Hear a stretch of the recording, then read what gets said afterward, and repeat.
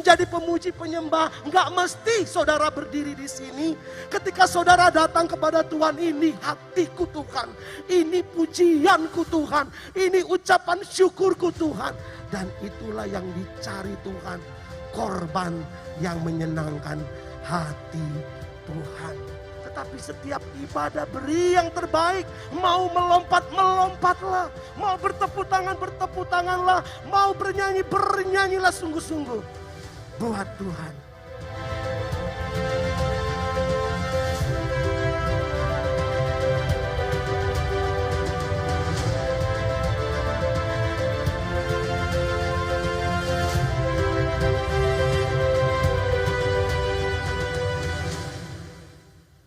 Haleluya.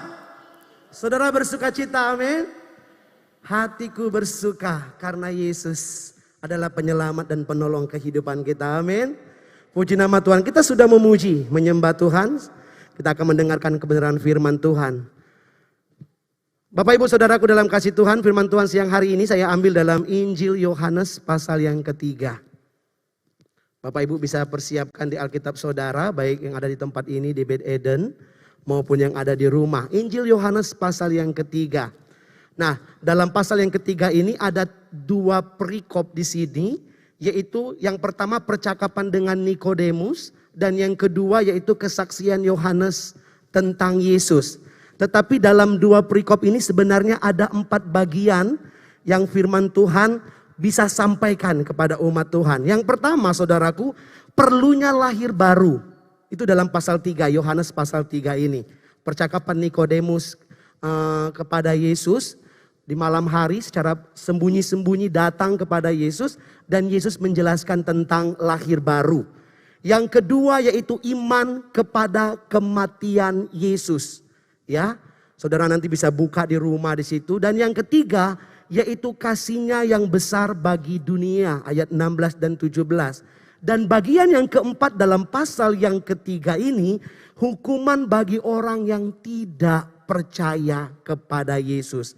Dan firman Tuhan pada saat siang hari ini saya ambil di bagian yang ketiga, yaitu kasih Allah.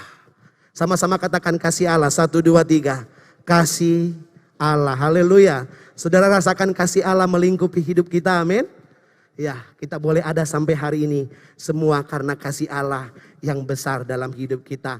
Nah, sebuah ayat pokok yang sangat besar maknanya dalam Yohanes pasal 3 ayat 16 ya. Ayat 16 ini ayat yang sering kita dengar, bahkan ayat bacaan ini untuk memperingati sebuah peringatan yang istimewa. Bahkan ayat ini tidak pernah habis-habisnya untuk direnungkan. Bahkan dalam memperingati kelahiran Yesus, bahkan kematian Yesus. Ayat ini begitu memberkati. Nah, sama-sama kita baca ayat ini dalam hitungan ketiga. Ayat yang ke-16.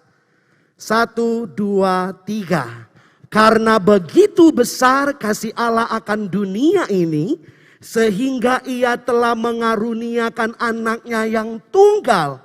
Supaya setiap orang yang percaya kepadanya tidak binasa, melainkan beroleh hidup. Amin. Saudaraku, kasih Allah sungguh luar biasa. Allah itu kasih, ya. Allah itu pribadi yang penuh kasih. Nah, dari ayat ini ada 4 pertanyaan yang akan saya bawakan siang hari ini. Sebesar apa kasih Allah dalam kehidupan kita? Ya, saya kutip di bagian awal dari ayat 16. Dikatakan begitu besar kasih Allah. Ukuran kasih Allah itu tidak terhingga, saudara. Dikatakan begitu besar kasih Allah. Kasih yang sempurna. Kasih yang melampaui ruang, waktu dan tempat. Bahkan melampaui setiap kegagalan manusia dalam melakukan perintah-perintah Allah. Luar biasa kasih Allah. Besarnya kasih Allah itu menunjukkan betapa Dia mengasihi saya dan saudara. Apapun dan bagaimanapun keadaan kita, Dia mengasihi kita.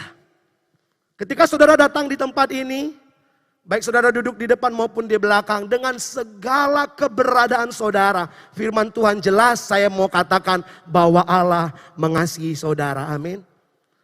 Dia mengasihi saya. Dia mengasihi saudara.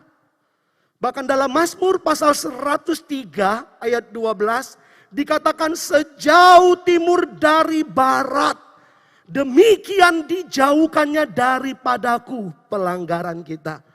Wow, sempurna kasih Allah. Kita tahu bahwa timur dan barat itu tidak akan pernah bertemu. Saudara, sesungguhnya dari ayat ini merupakan gambaran betapa besar pengampunan kasih Allah dalam kehidupan kita. Kalau Dia menyingkirkan semua dosa kita, menjauhkan, bahkan mengampuni segala pelanggaran kita, maka Allah tidak ingat lagi akan apa yang pernah kita lakukan. Demikian sempurnanya kasih Allah dalam kehidupan kita. Ukuran manusia relatif saudaraku. Tetapi ukuran Allah mutlak dan standar itu seharusnya menjadi acuan buat kita. Kalau kita merasakan saya ada, saya boleh kuat, saya diselamatkan oleh karena kasih Allah. Ukuran kasih Allah inilah yang harus kita kenakan untuk kita boleh mengasihi sesama kita. Saudaraku dalam kasih Kristus, mengapa demikian? Karena kasih kita ini adalah kasih yang terbatas. Kasih kita ini kasih yang tidak sempurna. Terbatas saudaraku. Sehingga tidak bisa menjadi landasan untuk mengukur kedalamannya kasih kita kepada orang lain. Hanya kasih Allah sajalah yang bisa menjadi ukuran, nilai yang mendorong kita untuk terus mempraktekkan kasih itu. Yang menyanggupkan kita untuk mengampuni, untuk mengasihi. Karena kita sudah dikasihi oleh Allah. Yang kedua pertanyaannya, kepada siapa kasih Allah itu? Saya baca lagi di bagian yang selanjutnya.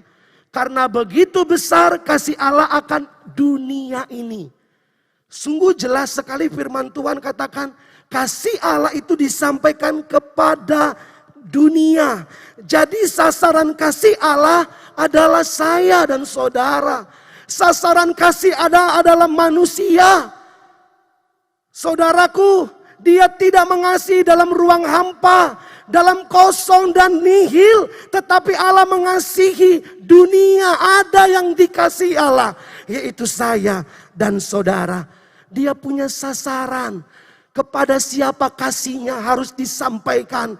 Dia tahu hanya kepada kita sajalah kasih yang sempurna itu menjadi sasaran Allah dalam kehidupan kita.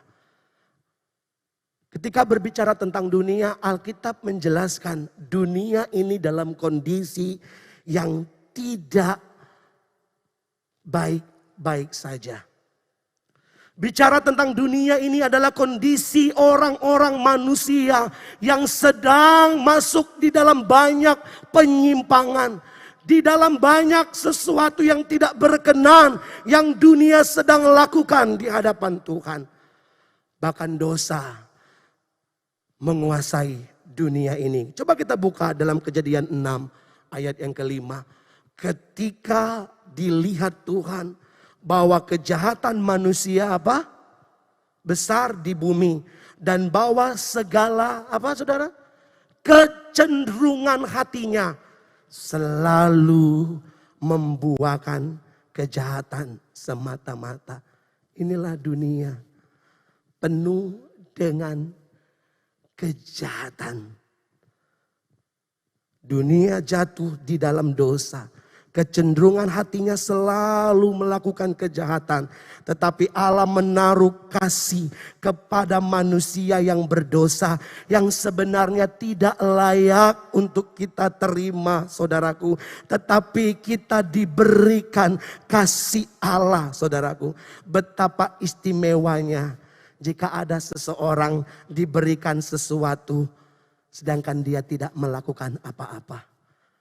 Saudaraku, ini yang dilakukan dan diperbuat oleh Allah. Dia tidak mengharapkan imbalan. Dia tidak mengharapkan sesuatu balasan dari saudara. Tetapi dia menyampaikan, ini kasihku kepada dunia. Kepada saya dan saudara. Bagi manusia sulit untuk melakukan kasih seperti ini. Tetapi bagi Allah, kalau itu demi saya dan saudara, maka kasihnya sanggup diberikan untuk menyelamatkan, bahkan memulihkan kita. Amin.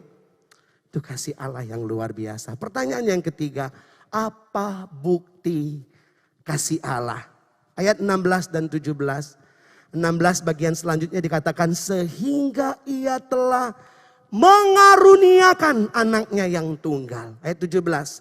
Sebab Allah mengutus anaknya ke dalam dunia bukan untuk menghakimi dunia, melainkan untuk menyelamatkan dunia. Kalau ada pertanyaan, mana Tuhan bukti kasih-Mu? Mana Tuhan bukti nyata perbuatan kasih-Mu? Firman Tuhan jelas dikatakan, karena kasih-Nya Dia mengaruniakan anaknya yang tunggal. Dia mengutus anaknya ke dunia ini. Untuk apa? Untuk menyelamatkan saya dan saudara. Kalau di dunia ini cuman saya sendiri atau cuman saudara sendiri, Allah tetap mau mati buat saudara. Karena dia mau buktikan kasihnya buat saya dan saudara. Allah tidak sedang berteori membahas soal kasih, saudaraku. Tetapi dia buktikan kasihnya dengan dia datang dalam Yesus Kristus. Roma 5 ayat 8 dikatakan, Allah menunjukkan kasihnya kepada siapa? Kepada kita. Jadi kalau saudara meragukan kasih Tuhan di tengah persoalan saudara, saudara meragukan kehadiran dan pembelaan Tuhan di tengah pergumulan saudara, mari ingat kembali, nyawanya saja dia berikan, dirinya saja dia berikan. Apalagi segala persoalan dan permasalahan kita, dia akan terus bela dan menyatakan kasihnya buat kehidupan kita. Bahkan dalam Injil Yohanes pasal yang pertama ayat 14 dikatakan, firman itu telah menjadi manusia. Dia Allah, dia bersama-sama dengan Allah. Firman itu menjadi manusia, datang berkemah, datang bersama-sama dengan kita. Merasakan apa yang saudara alami, merasakan apa yang saudara derita. Yesus sudah lakukan itu. Dan Yesus datang ke dunia untuk menolong saya dan saudara. Inilah bukti kasih Allah. Itu sebabnya saudara yang sudah lama menjadi anak Tuhan, jangan pernah saudara meragukan lagi janji dan kasih Tuhan dalam hidup saudara. Atau mungkin saudara yang masih pertama kali mengenal Yesus, teruslah mengalami kasih Allah itu, karena dia sudah buktikan semuanya dalam kehidupan kita. Saudaraku, dikatakan di dalam Filipi pasal 2 ayat 6 sampai 7, saya tidak tulis. Firman Tuhan jelas mengatakan, walaupun dalam rupa Allah, tidak menganggap kesetaraannya dengan Allah sebagai milik yang harus dipertahankan. Melainkan apa? Telah mengosongkan dirinya sendiri. Perhatikan ini. Allah tidak menganggap kesetaraannya dengan Allah. Rela datang ke dunia. Mengosongkan diri menjadi hamba. Bahkan kerendahan hatinya sampai mati di kayu salib. Dia buktikan. Pertanyaan saya, kurangkah kasih Allah dalam kehidupan saya dan saudara?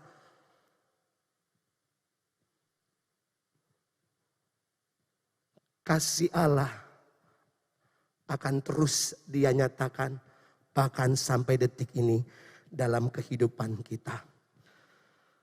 Saudaraku, dalam kasih Tuhan, bagian yang keempat, bagian yang terakhir, bagaimana mendapatkan kasih Allah itu. Di ayat 16 dikatakan seperti ini.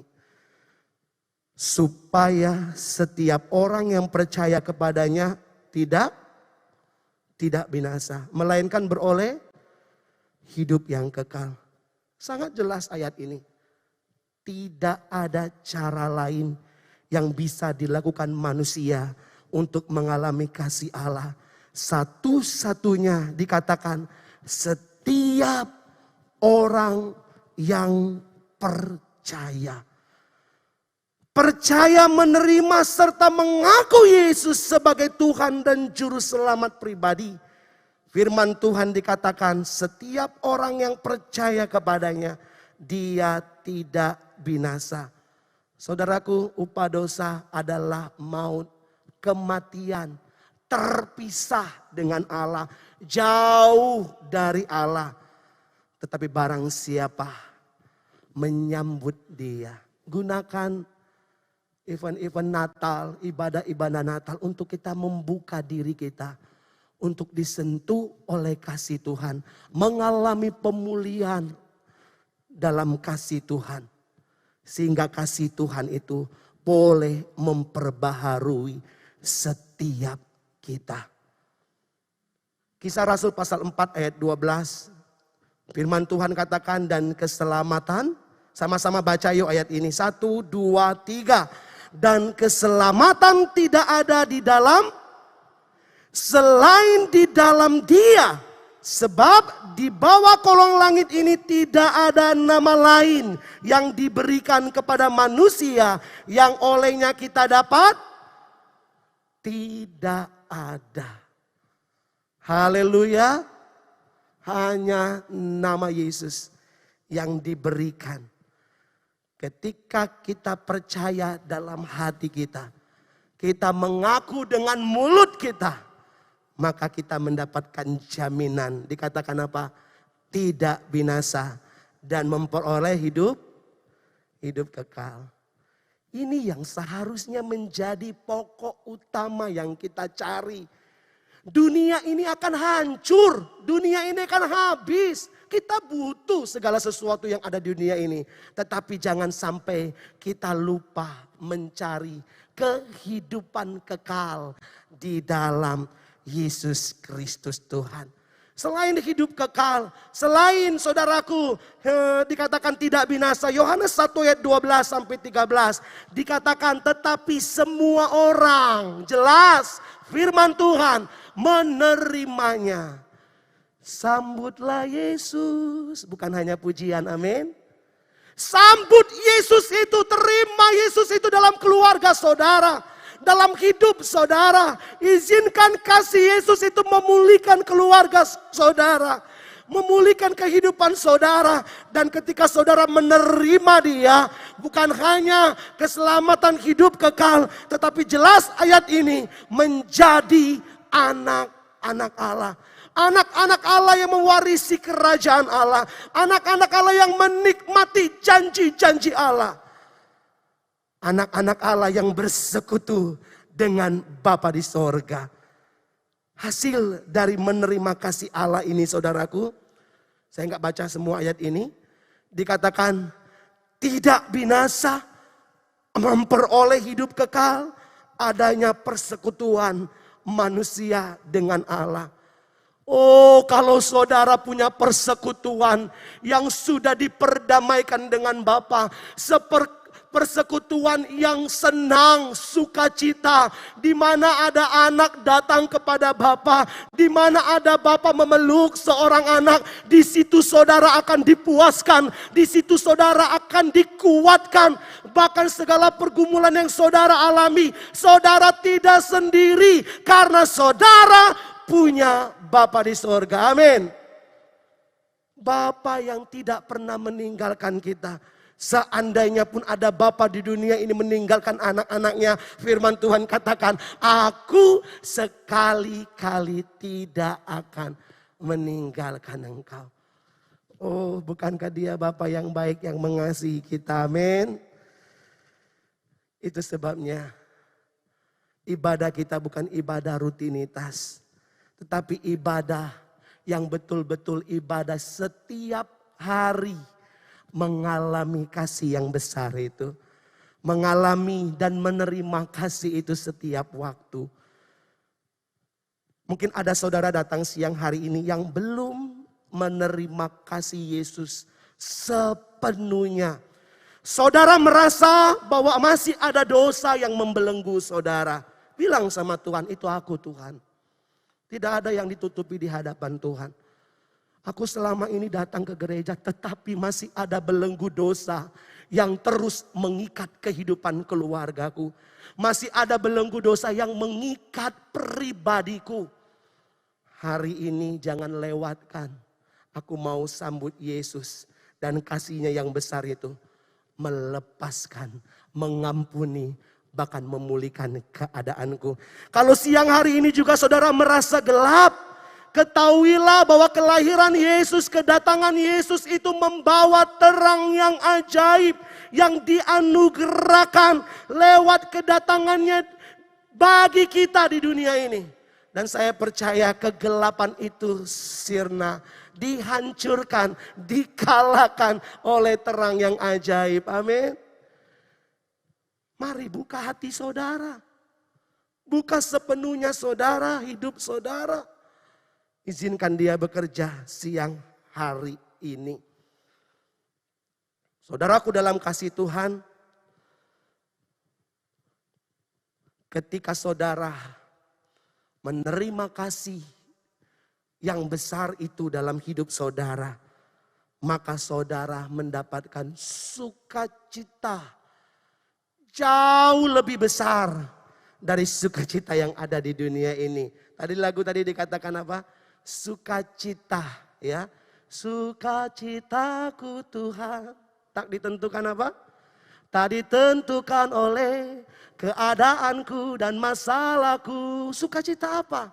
Ketika dibebaskan dari dosa.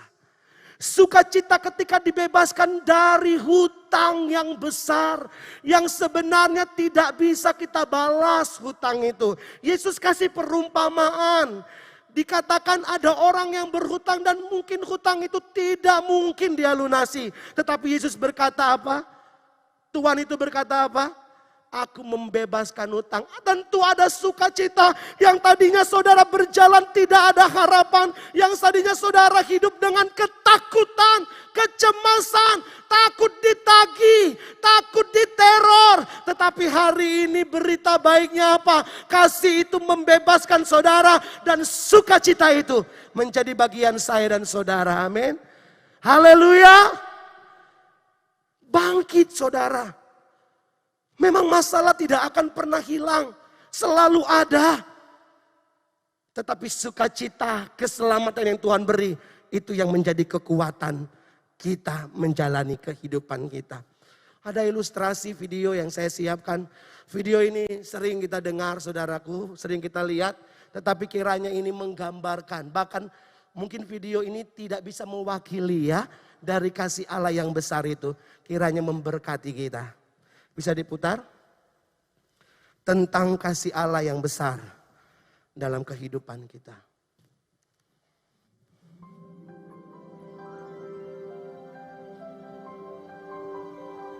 Saya mengundang pemain musik.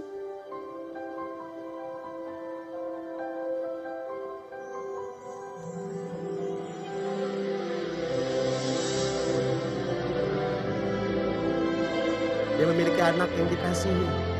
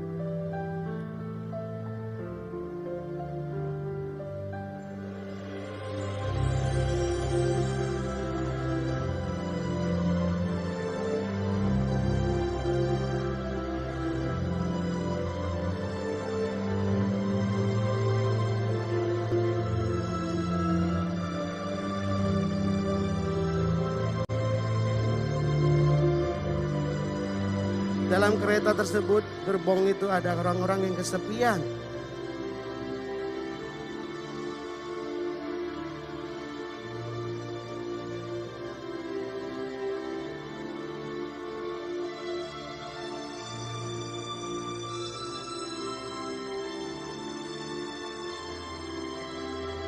Orang-orang yang terluka. Bahkan ada orang-orang yang kecanduan.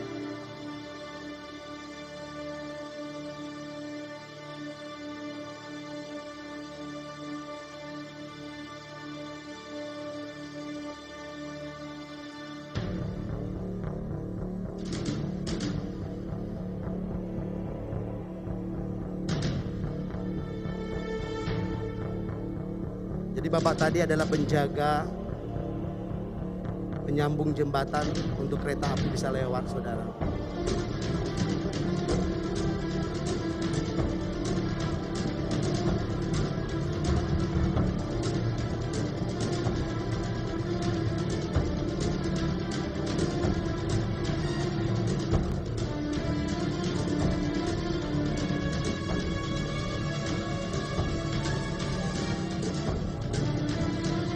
Anaknya terus berkata bahwa kereta itu datang tidak sesuai dengan waktu yang ditetapkan.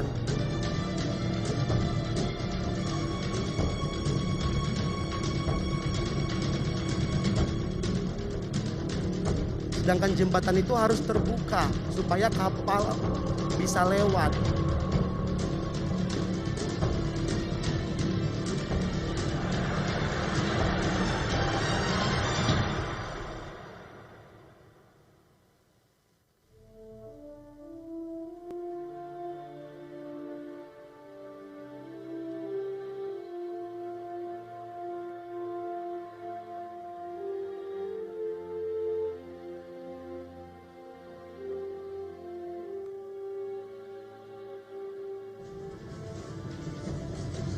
Pilihan membiarkan penumpang semuanya mati atau menyelamatkan anaknya.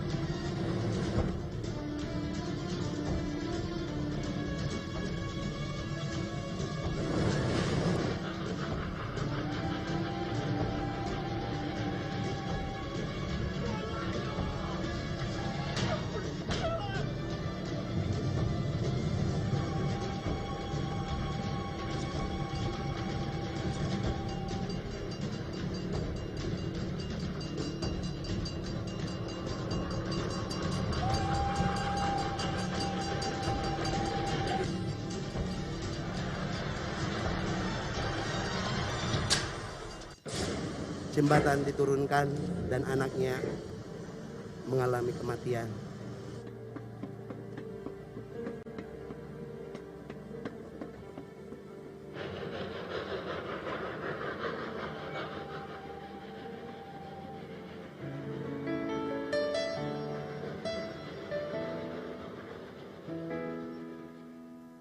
Telah kulihat bukti kasih-Mu, Kau menderitakan ikanku. Dengan darah-Mu Kau selamatkanku. Kini ku hidup menyenangkan-Mu.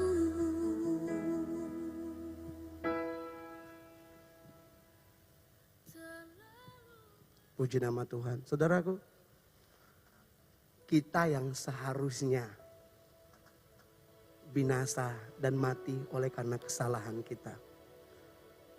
Tetapi karena kasih Allah yang besar itu, Dia mau relakan dirinya untuk mati di kayu salib buat saya dan saudara.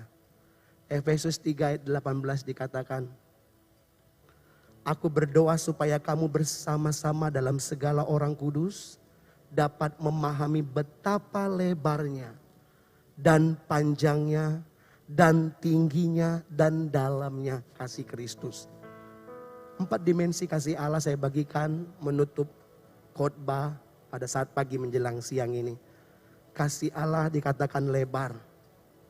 Dia mengulurkan tangannya untuk menjangkau saudara dimanapun saudara berada. Itu kasih Allah yang luar biasa. Dimanapun saudara berada. Sebesar apapun dosa saudara dan kelemahan saudara. Kasih yang lebar itu. Dia mau ulurkan buat saya dan saudara. Kasihnya yang panjang saudaraku. Artinya kasih Allah tidak pernah berakhir. Dia terus sabar saudaraku. Sampai kita datang kepada dia dan menerima kasihnya. Kasihnya begitu panjang dan luar biasa. Bahkan kasihnya tidak pernah habis-habisnya. Yang ketiga, kasih Allah yang tinggi. Kasih yang dimana dia turun ke dunia ini. Dia pegang tangan saudara, dia angkat saudara ke tempat yang tinggi, ke tempat di mana dia berada. Di situ saya dan saudara akan berada. Bahkan kasihnya yang dalam, saudaraku, kasih yang ada di dalam hidup kita, yang akan terus menopang dalam segala situasi. Dan kasih itu yang akan terus memenuhi kehidupan kita. Besar mulia kasih Tuhan.